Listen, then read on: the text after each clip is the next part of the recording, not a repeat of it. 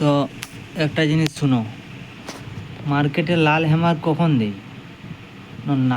লাল hammer তখন দেই যখন মার্কেট একদম নিস্তক্ষণভাবে যায় এবং যারা তোমার উপরে বাই করেছিল, মানে যখন হয়তো ক্যান্ডেলটা গ্রিন ছিল ওই সময় সবাই বাই করেছিল, আর সেল করেছিল। হ্যাঁ, যখন মার্কেট উপরে ছিল মানে যখন গ্রিনে ছিল তখন সবাই সেল করতে লাগলো, ঠিক আছে।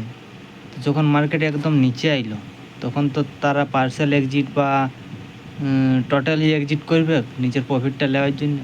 তো যখন ধীরে ধীরে ধীরে ধীরে তারা প্রফিট নেবে তখন তখন ক্যান্ডেলটি ধীরে ধীরে ধীরে ধীরে উপর হয়ে লাল হ্যামারে পরিণত হবে।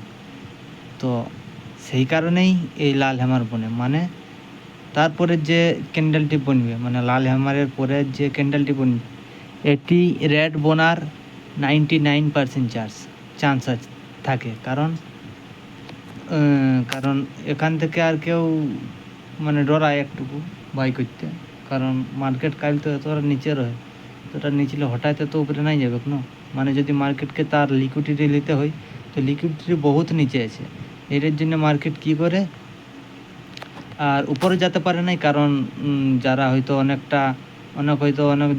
অনেক অপারেটার হয়তো 2 দিন 3 দিন হোল্ড করে রাখে পয়সা, সেই কারণে মার্কেট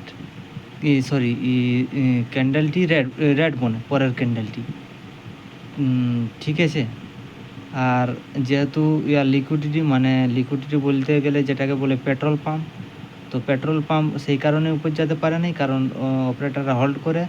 আর যদি পেট্রোল পাম্প ভরাতে হয় বা যদি তেল ভরাতে হয় তো তাকে যেতে হবে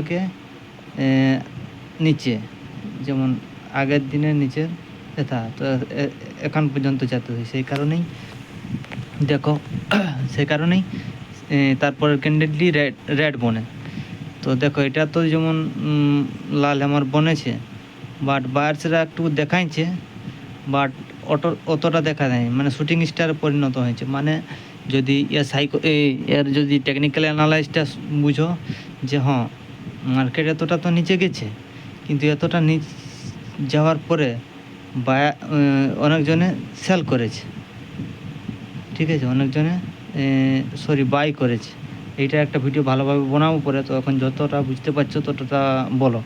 তো অনেকজনে কী করেছে, যখন মার্কেট একদম নিচে গেছে, মানে যত বলা চলে যে যত তোমার সেলার্স রয়ে তারা টোটালি এক্সিট হয়ে গেছে বা এখানে সেলার জিরো হয়ে গেছে, সেই কারণেই তারপরের ক্যান্ডেলটি গ্রিন বনে। তো দেখো গ্রিন বলল, তো সেম ওই লজিকটাই কাজ করছে। গ্রিন তো মূল্য, বাট অনেকজনে কী করবে না, এখান তো বাই করবে, এখান থেকে বাই করার পরে মার্কেট উপর যাবে, তখন সবাই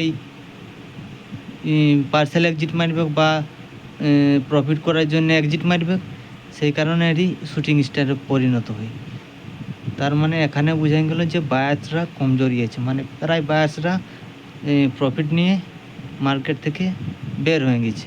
তো তার কারণেই যে রেড হ্যামারটি দেখাই, তারপরে ক্যান্ডেলটি একটু সবুজ হয়, কিন্তু সবুজ হওয়ার পরে যদি শুটিং স্টার দেয় তারপরে মার্কেট নিচে যায়।